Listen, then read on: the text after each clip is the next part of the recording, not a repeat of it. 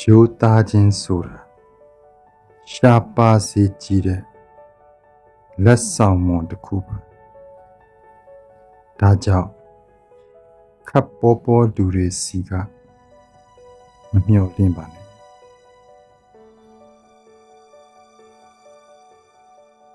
တချို့လူတွေကဝေဖန်ခြင်းကလွဲပြီးလှုပ်เสียအလုပ်မရှိကြပါဘူး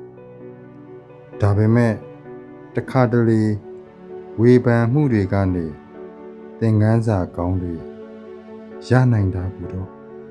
မေ့မထားပါနဲ့ပြုံးပြတယ်ဆိုတာရင်ထဲကပါခြင်းမှပါလိမ့်မယ်ဆုံးမတာကတော့သိကြပါလေစေတနာအပြည့်ပါပါလိမ့်မယ်